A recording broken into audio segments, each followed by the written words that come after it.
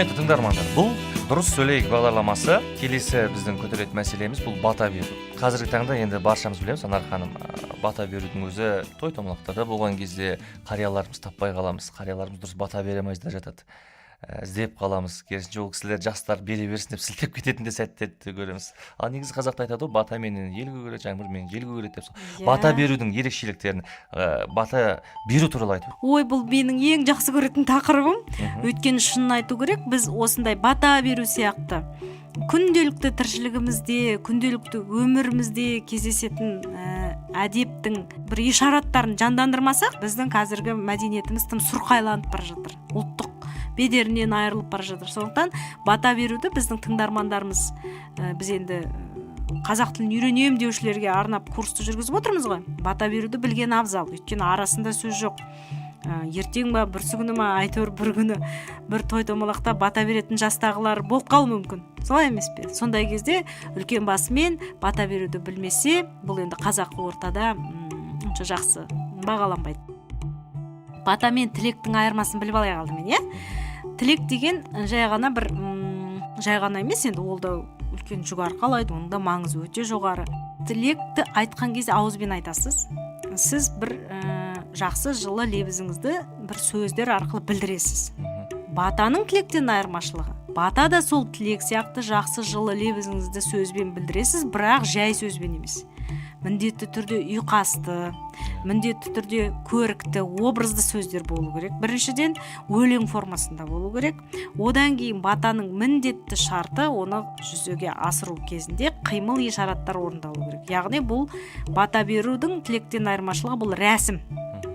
Рәсім болған соң оның міндетті қимыл ишараты енді қазақы дәстүрде бата берген кезде үлкен ақсақал және батаны беретін адам міндетті түрде жасы үлкен адам болу керек және өте сыйлы, құрметті, сол ортаға сыйлы адам болу керек.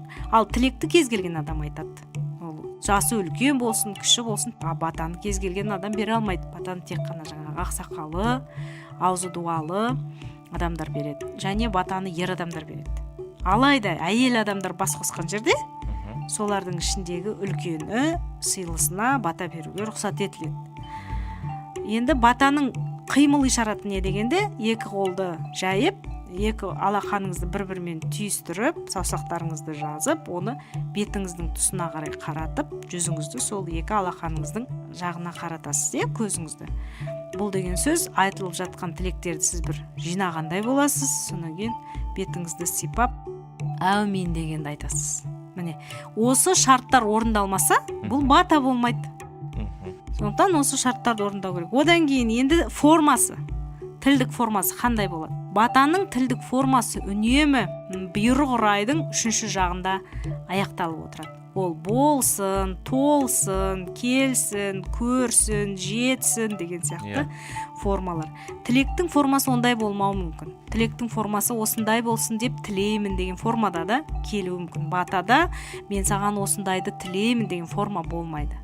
Ол 3-ші жақта міндетті түрде. Осыны кейде біздің енді онша батаны білмейтін адамдарымыз шатастырып алып, батаның орнына тілек айтып кетеді. Тілек айтып кетеді. Сондықтан батаның өзінің орны бөлек, осыны қазден бастап кішкентай балаларға жаттату керек. Мен өзімнің тәжірибемде, менің 5 жасар қызымның баратын балабақшасында, олар ас ішіп болғаннан кейін тәрбиешісі, енді ішіндегі үлкені ғой. Сол кісі балаларға алақан жайдырып, бәрі бірге дауыстап бата береді. Асым, асыма, береке қонсын басыма деген сияқты батаны айтып, беттерін сипап әумин деп тұрады. Осы бір дәстүрді енгізу керек отбасында да. Бәрекелді, дәл осы пікірлеріңіз өскелең ұрпаққа, енді қазақ тілін үйреніп жатқан азаматтарға, болашақта олар да қария болады, олар да ақсақалы болады, сол кезде таптырмас кеңестер деп ойлаймын. Нұрсұлтан, бір нәрсені ұмытып кетіппіз.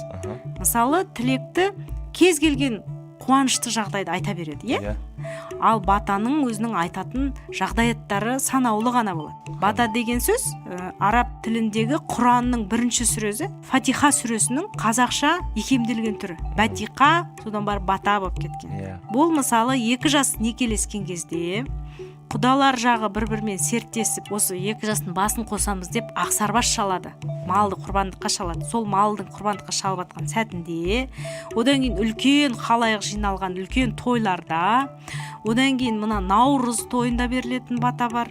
Тұсаукесер сияқты адамның өміріндегі үлкен бір оқиғалар болып жатқан кезде ғана бата беріледі.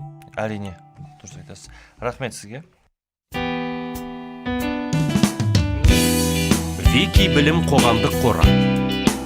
Қазақстан Республикасының Мәдениет және спорт министрлігі тілдерді дамыту және қоғамдық саяси жұмыс комитеті тапсырысы бойынша дайындалған. Алматы қаласы, 2015 жыл.